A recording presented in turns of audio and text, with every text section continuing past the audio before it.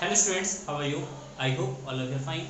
Student, today we are going to discuss NCERT exercise of chapter number 2nd. So in this lecture, we will solve some numericals which is based on chapter number 2nd. तो NCERT exercise solve करेंगे. NCERT exercise में total I hope 11 question है, ठीक है ना. तो 11 question को आप इस वीडियो में डिस्कस करते हैं. तो let's see question number first. Question number first.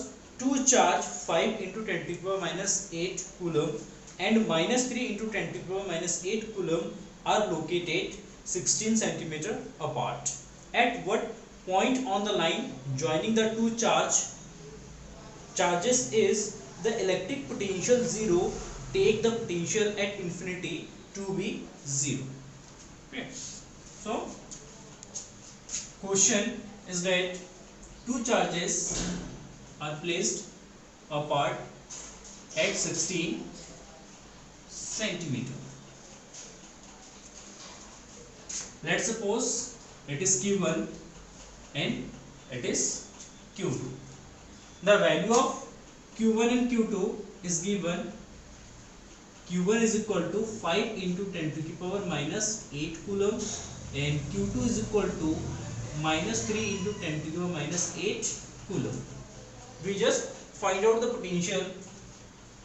मतलब हमें फाइंड आउट करना है ऐसे पॉइंट पर जहां पे पोटेंशियल क्या होगा, 0. तो इसके दो कंडीशन होंगे. तो let's suppose at this point it is A, it is B and let's suppose it is O. तो let's suppose at point O electric potential is 0, ठीक ना. And O is lie between A and B. दो condition में होगा, एक इसके बीच में होगा एंड सेकंड कंडीशन होगा इसके बाहर होगा. जो O पॉइंट होगा वो A और B के बाहर होगा. दो कंडीशन से निकलेगा. तो फर्स्ट कंडीशन से ले लेते हैं केस फर्स्ट. यहाँ पे इस पे कैलकुलेट करते हैं. Let's suppose distance between A and O is equal to x, then distance between O and B is equal to 16 minus x. Clear? Then according to question potential at point O is equal to 0. Potential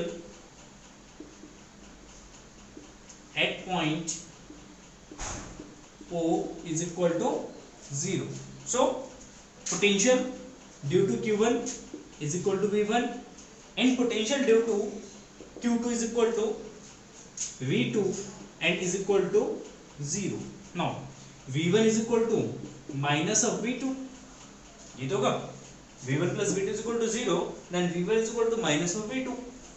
Now V1 is equal to 1 by 4 pi epsilon naught Q by AO Q1 by AO. V2 is equal to 1 by 4 pi epsilon naught Q2 by BO. 1 by 4 pi epsilon naught से 1 by 4 pi epsilon naught cancel.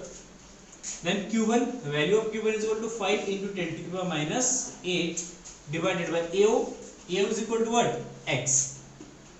X is equal to Q2 sorry minus का हो गया. Q2 is equal to minus का 3 into 10 to the power minus 8. Minus and minus plus, it means 3 into 10 to the power minus 8 divided by 16 minus X. 10 to the power minus 8, 10 to the power minus 8 cancel out. Now cross multiply करते हैं. यहाँ पे 16 कैसे multiply करेंगे, तो 16 5 जा 80 minus 5x is equal to 3x. 5x को जब रिप्लेस करेंगे तो 5 plus 3 8x is equal to 80. Then x is equal to 10 centimetre. It means A से 10 सेंटीमीटर की डिस्टेंस पर जो हमारा इलेक्ट्रिक पोटेंशियल होगा वो 0. Clear? Now next case second, इसको नोट कर लेना.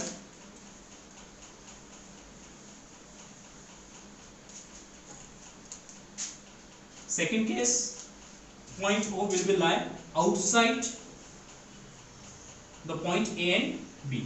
Let's suppose point O is here and at point O electric potential is 0. Right? Correct? तो distance between A and B is equal to 16 centimeter. Let's suppose OB is equal to x centimeter, then AO is equal to 16 plus x centimeter. ये distance लेगा 16, ये x है, तो total distance कितना होगा 16 plus x. Then according to question at point O electric potential V1 plus V2 is equal to 0. Then V1 is equal to minus of V2. Now substitute the value of V1 and V2. V1 is equal to 1 by 4 pi epsilon naught Q1 by AO is equal to minus 1 by 4 pi epsilon naught Q2 by BO. इससे cancel out. Now value of Q1 is equal to 5 into 10 to the power minus 8 by AO. A is equal to 16 plus x is equal to minus and minus plus, then 3 into 10 to the power minus 8 divided by x. इससे cancel out हो जाएगा. Cross multiply, यहाँ पे cross multiply करेंगे तो 5x is equal to 48 plus 3x. ठीक है, 3x के रिप्लेस कर देंगे तो 5x में 3x माइनस करेंगे तो जाएगा 2x. 2x is equal to what? 2x is equal to 48, then x is equal to 24 centimeter. It means OB is equal to 24 centimeter and OA is equal to 24 plus 16 is equal to 40 centimetre. मतलब A से 40 centimetre की distance पे, B से 24 centimetre की distance पे जो point होगा, इस पॉइंट पे इलेक्ट्रिक पोटेंशियल कितना होगा? 0. Is it clear? Now it's a very simple question. Let's see next question number 2.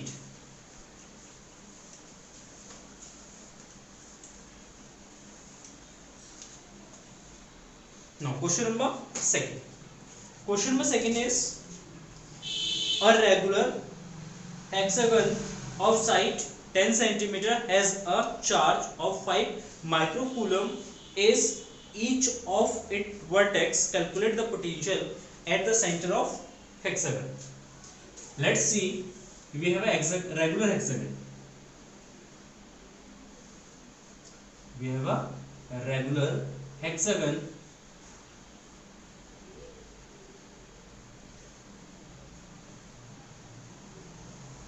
Regular hexagon में जिसके 6 साइड्स इक्वल हो आपस में. ठीक, इसके वर्टेक्सेस पे, ये जो वर्टेक्सेस है, इन वर्टेक्सेस पे चार्ज प्लेस्ड है Q अमाउंट का. Q Q Q Q Q Q. ठीक, and value of Q is equal to given value of Q is equal to 5 microcoulomb. ठीक ना. We just find out the electric potential at the center of the hexagon.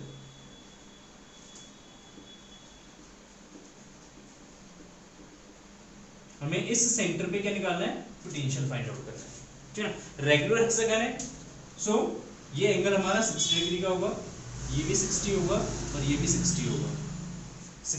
60 degree का angle होगा. It means OAB is an equilateral triangle. So if this side is R, then AO is equal to R and OB is equal to R, and given R is equal to 10 centimeter.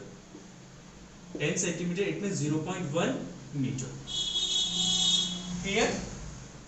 Now अब इस O point पे जो electric potential होगा वो इन 6 charges की base होगा और सबके लिए जो पोटेंशियल है वो सेम होगा. लेट्स सपोज अगर ये वाला चार्ज यहाँ पे 10 वोल्ट का पोटेंशियल क्रिएट करता है तो इट मीन सारे चार्जेस यहाँ पे 10 वोल्ट का पोटेंशियल क्रिएट करेगा. तो टोटल नेट इलेक्ट्रिक पोटेंशियल कितना होगा? 6 into 1 चार्ज के कारण जितना इलेक्ट्रिक पोटेंशियल होगा उसको 6 से क्या करेंगे? मल्टीप्लाई कर देंगे. देन टोटल पोटेंशियल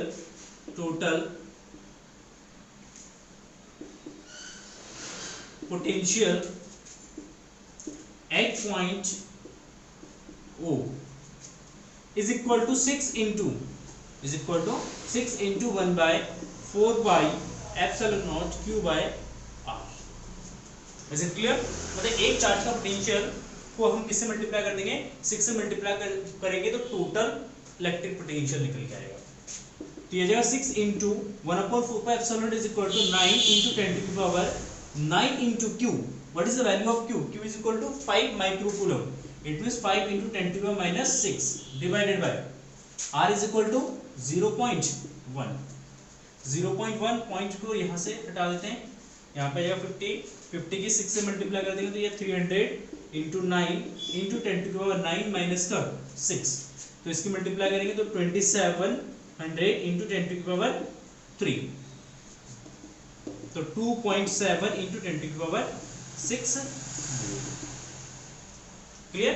तो इतना टोटल इलेक्ट्रिक पोटेंशियल होगा एट पॉइंट O। तो it's a very simple question. Now let's see question number 3rd.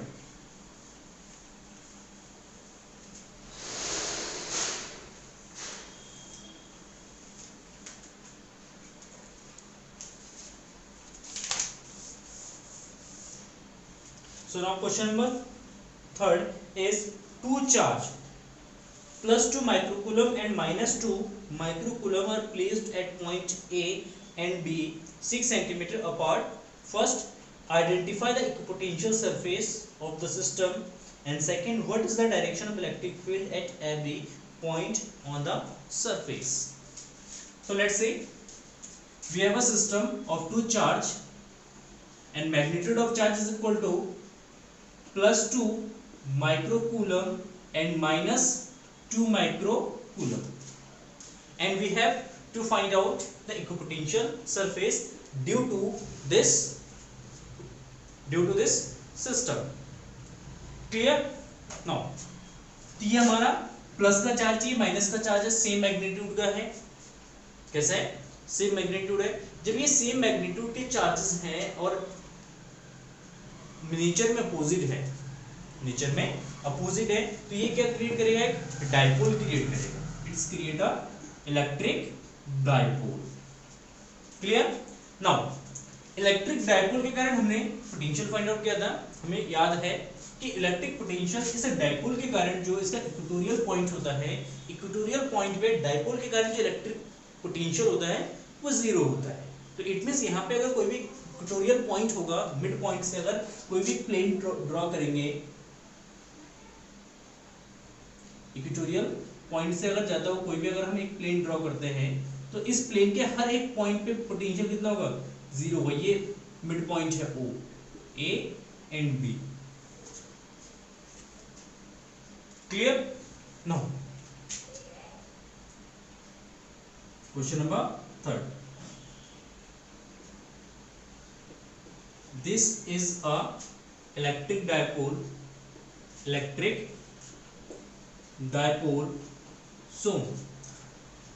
So when a plane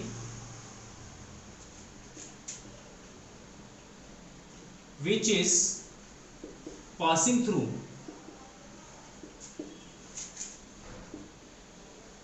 the equatorial point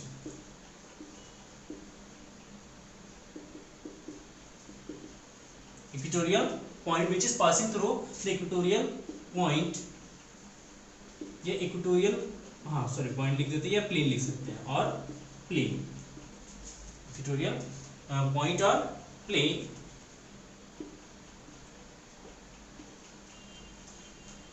हाँ plane which is passing through the equatorial point और plane is known as, is called, या लिख सकते हैं is called equipotential surface. Equipotential surface because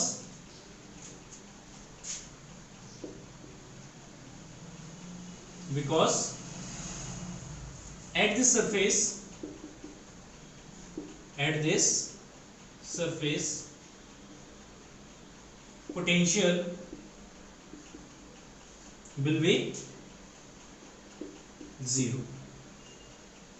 ठीक ना? तो इसके हर एक पॉइंट पे, इस सरफेस के हर एक पॉइंट पे जो इलेक्ट्रिक पोटेंशियल होगा वो कितना होगा? 0 होगा। तो इसलिए ये जो प्लेन बनेगा हमारा कैसा बनेगा? इक्विपोटेंशियल सरफेस बनेगा। ये तो इसका फर्स्ट पार्ट का आंसर। सेकेंड पार्ट का आंसर है कि इस इक्विपोटेंशियल सरफेस पे इलेक्ट्रिक फील्ड किस डायरेक्शन में होगा। तो इस इक्विपोटेंशियल सरफेस पे इलेक्ट्रिक फील्ड का जो डायरेक्शन होगा वो पॉजिटिव चार्ज से नेगेटिव 2 माइक्रोफैरेड सॉरी माइक्रोकूलम से -2 माइक्रोकूलम का चार्ज है, ठीक ना। यहाँ पे ये हमारा इक्विपोटेंशियल सरफेस हो गया। तो इस इक्विपोटेंशियल सरफेस पे जो इलेक्ट्रिक फील्ड होगा इस सरफेस के perpendicular and positive to negative, तो इलेक्ट्रिक फील्ड अगेन इस डायरेक्शन में होगा। तो electric field will be normal to the surface, है ना। इस सरफेस के क्या होगा, नॉर्मल होगा and from positive charge to negative charge. तो ये हो गया question number second sorry third. Now question number 4।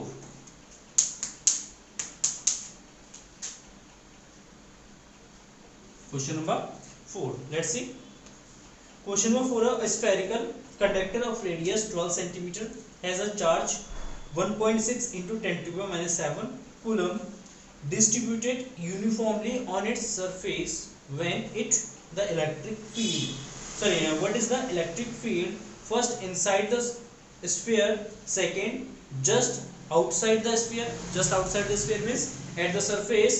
And third point at the point 18 centimeter from the center of the sphere.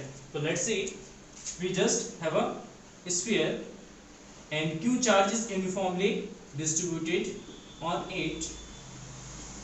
Q charge is uniformly distributed on it and value of Q is equal to 1.6 into 10 to the power -7 coulomb and radius of this sphere is equal to 12 centimeter means 12 into 10 to the power -2 meter.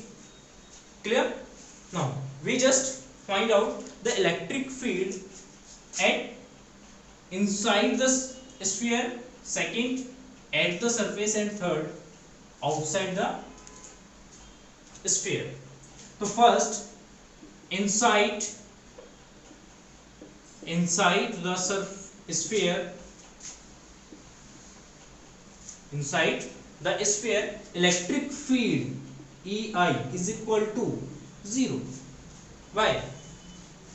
क्योंकि जितना भी charge होगा ये charge कहाँ लाई करेगा, इसके surface पे लाई करेगा। और हमने पढ़ा है इलेक्ट्रिक फील्ड जो है किसी भी स्फीयर के अंदर, चाहे वो हॉलो स्फीयर हो या मेटेलिक सॉलिड स्फीयर हो, उसके अंदर इलेक्ट्रिक फील्ड कितना होता है, 0 होता है। तो inside the sphere electric field will be 0 and second at the surface तो ES is equal to 1 by 4 pi epsilon naught Q by R square. Now 1 by 4 pi epsilon 9 into 10 to the power 9 into Q is equal to 1.6 into 10 to the power -7 divided by R square. R is equal to what? 12 into 10 to the power -2 plus square. Is it clear? Now 9 6 ja 144, तो 14.0 into 10 to the power 9 minus 7 that is 2 divided by 12 का square 144 into 10 to the power minus का 4, तो it means इसको divide करेंगे तो 0.1 आएगा। फिर 0.1 into 10 to the power minus का 2 और ये 4 है ऊपर जाएगा प्लस हो जाएगा, that means 10 to the power 6. So again we can write here it is 10 to the power 5 Newton per coulomb. Newton per coulomb is unit of electric field. Now third, outside the surface, outside the sphere, what is the distance? R is equal to 18 centimeter. 18 centimeter, so it means 18 into 10 to the power -2 meter. Clear? Now electric field E out is equal to 1 by 4 pi epsilon naught Q by R square. Now 9 into 10 to the power 9 into q, value of q is equal to 1.6 into 10 to the power minus 7 divided by r square. R is equal to what? 18 into 10 to the power minus 2 into 18 into 10 to the power minus 2. Clear? Now 9 to जा 18, 9 to जा 18, 2 से इसको divide करेंगे तो 0.8 और इसको again 2 से divide करेंगे तो 0.4 एंड इसको डिवाइड करेंगे तो 9. तो 0.4 बाय 9 इंटू 10 टू की पावर प्लस 9 माइनस का 7 और माइनस टू माइनस का 4 ऊपर जाएगा, ये प्लस का हो जाएगा तो प्लस का 4. ठीक है ना, पॉइंट यहाँ से रिलीज करते हैं, ये 0 जाएगा तो 4 बाय 90 इंटू 10 टू की पावर 9 प्लस 4 13 में से 7 को यहाँ पे हटाते हैं, ये जाएगा हमारा 7 9 13 6 पता जाएगा 6, तो इसको लिखते हैं 40 बाय 90 इंटू 10 टू की पावर 5, 0 से 0 कैंसिल, 9 से उसको डिवाइड करेंगे तो 9 3 जा 27, 9 4 जा 36, 9 4 जा 36 इंटू 10 टू की power 5, it means 4.4 into 10 to की power 4 newton per coulomb. Clear? तो again question number 4 is a simple question.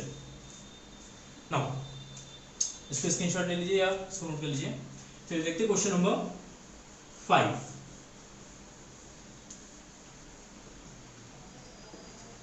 Question number 5.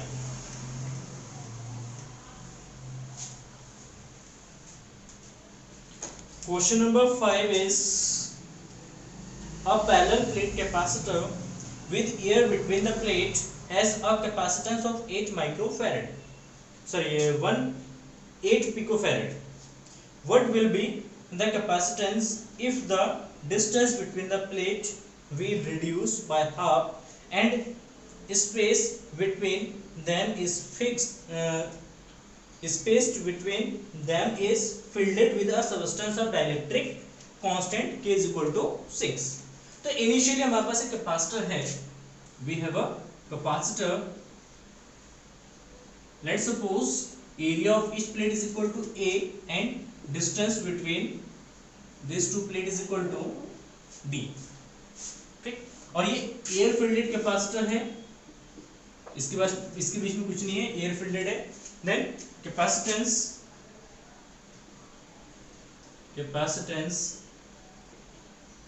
C naught is equal to what? 8 picofarad. And C naught is equal to what? A epsilon naught by D is equal to 8 picofarad. Let's suppose it's equation number first. And now in a second case, distance between two plate will be reduced by half and k is equal to 6 का एक हम डायरेक्ट्रिक material इसके अंदर क्या करते हैं, पूरी तरीके से फिल कर देते हैं. ठीक है, जिसके डायरेक्ट्रिक कांस्टेंट है k is equal to 6 and new distance between the plate d dash is equal to d by 2. So k is equal to 6 and d dash is equal to d by 2. Then new capacitance C is equal to what? C is equal to k a epsilon naught by d dash. Clear है? जब parallel plate capacitor के अंदर dielectric material field होता है, इसके बीच का distance d dash है, area a है, डिस्टेंस चेंज किया, एरिया को चेंज नहीं किया, तो जो हमारा कैपेसिटेंस होगा, कैपेसिटी का फॉर्मूला हो जाएगा C is equal to k a epsilon naught by d dash. Then value of k is equal to 6, a epsilon naught by d dash is equal to d by 2. 2 से 6 की multiply हो जाएगा तो 12 a epsilon naught by d and a epsilon naught by d का value कितना है 8 picofarad. Then it is equal to 12 into 8 is equal to 96 picofarad. तो इसका मतलब है जो हमारा कैपेसिटर है, कैपेसिटर का जो कैपेसिटी है वो कितना जाएगा 98 पिकोफैरेड. इट मींस अगर हम इसके डिस्टेंस को हाफ कर देते हैं और इसके अंदर एक मटेरियल फिल करते हैं जिसका डाइलेक्ट्रिक कांस्टेंट 6 है। तो ये करने से जो कैपेसिटर है उसकी कैपेसिटी जो है 12 टाइम्स का होगा, इंक्रीज होगा। क्लियर है? कितना? 12 टाइम इंक्रीज होगा। आई होप आपको ये समझ में आ गया होगा। तो note down this question. Now let's see question number 6. Question number 6 is 3 capacitor, each of capacitance 9 picofarad are connected in series. What is the total capacitance of the combination? Second, what is the potential difference across each capacitor when the combination is connected to a 120 volt supply? According to question, 3 capacitors are connected in series and 120 volt का potential इसके across apply किया जाता है. We just find out the equivalent capacitance of this combination and second the electric potential difference between these capacitor. Clear? Now we have to given that C1 is equal to C2 is equal to C3 is equal to 9 picofarad. ये identical capacitor हैं, सबकी capacity same है. तो ये series combination में है. Series combination में total capacity 1/C is equal to 1/C1 plus 1/C2 plus 1/C3. Now 1/9 plus 1/9 plus 1/9, तो इसको ऐड करेंगे तो 3/9, it means 1/3. Then C is equal to 3 picofarad. Clear? Now let's suppose potential across C1 is equal to V1, potential across V2 is equal to C2 is equal to V2, and potential across C3 is equal to V3. And we know that these capacitors are identical. These capacitors are identical, so the potential difference between these capacitors also will be equal. ठीक? So we can write here V1 is equal to V2 is equal to V3. V1 is equal to V2 equal to V3. It means total